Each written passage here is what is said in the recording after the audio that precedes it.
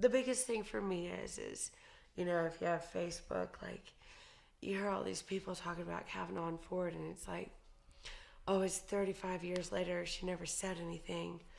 Why would we believe her? It can't possibly have happened. And like, no, I get it. And I understand that people do things they're not so, afterwards, whatever. That's not the point.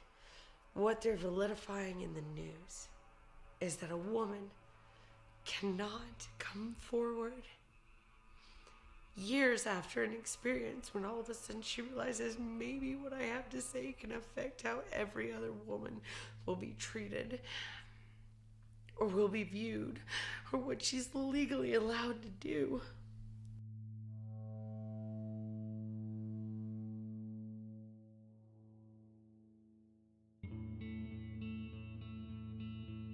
I think the fact that Kavanaugh was confirmed is just a testament to the fact that we live in a very patriarchal world in terms of women's voices don't count. The fact that when we have to somehow, if we have been sexually abused, have to prove our case. And in terms of him being confirmed and the fact that Clarence Thomas as well, just means that even when women come forward and speak their truth, it doesn't matter. Like, it's a testament to her truth. And the fact that she went to a psychologist 20 years before and she dreaded telling her partner what happened to her is exactly what we do ourselves. You don't come forward because you don't feel like you'll be believed. When I finally was listening at the very end of the hearing, I was just completely astounded at the turn of events and honestly speechless. When I saw the numbers before the confirmation, the night before the confirmation, I cried. It was a physical response that I didn't think that I would have. I thought that I would be much angrier. I thought that I would get on social media and, make a ton more posts and, call to action to the people in my community and in my circles, my family. But I remember I was sitting in my car about to leave work, and it was so overwhelming because so many, not even just women, so many people told our elected officials, like, this is how we feel about this. And in that moment, I recognized that the people that are appointed to power to represent the needs of the people or what's in the best interest of the people is completely disregarded. What does that say about society in this country? It takes so much for us to come forward. Why do we have to prove our victimization? Just coming forward alone should mean exactly that. We have nothing to gain by that, nor did Blasey Ford. What in the world would she have had to gain by that?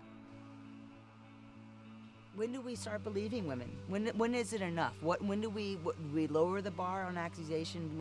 What do we do with that? And for me, what it felt like was for her to come forward as she was. It means so much for us to speak our truth. But she did the right thing by coming forward because she cared about our Supreme Court. And she knew that this guy is not going to be a proper example or a representation, or a representative, I should say, for women's rights in our government and in terms of the Supreme Court. So as someone who was assaulted at a very young age, 17, in a party setting where there was alcohol and there was music and there were a lot of guys there, I immediately understood why Dr. Ford waited so long. So if you're looking back and you're talking about why women didn't come forward 20 years ago, I myself, in my own personal experience of the abuse that happened to me, whether as a child or as an adult, there's no way you're going to come forward, because how do you find it plausible without any semen, for one, any bruises? Those are the only thing that prove rape in some sense. My abusers didn't leave bruises at all. As far as my memory can tell, I have been either sexually molested or raped at least 4 or 5 times in my life. And not a single time, no matter who I said something to or what I did it matter. I needed to stop being a victim. I needed to stop feeling sorry for myself, and I needed to change my behavior to not put myself in those situations. And it's bullshit. all of it. I'm supposed to check how I behave, what I wear, what I drink, who I'm around, how I cloister myself. There's not a day that doesn't go by that I don't wake up thinking about all of it. I don't worry about my child, that somehow something's gonna happen to him if I'm not aware or I'm not attentive, and it damages you.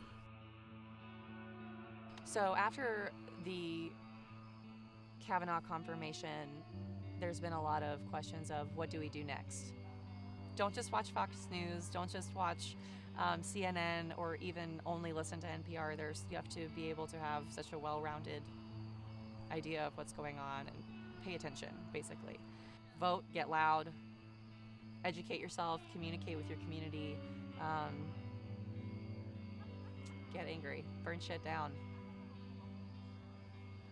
Truly, what I see that should change in terms of on a national level is that women start running for offices.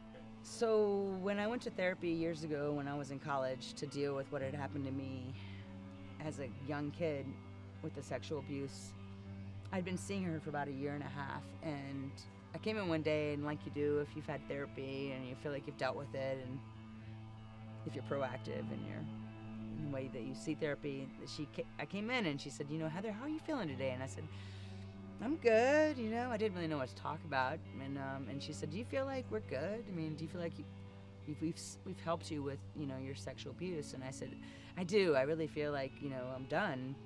And she said, you know, I do too. And she said, you know, think about it as a book on a shelf that you'll walk by every day, and you will see the spine of that book, but you have read it so many times and you do not need to pick that up.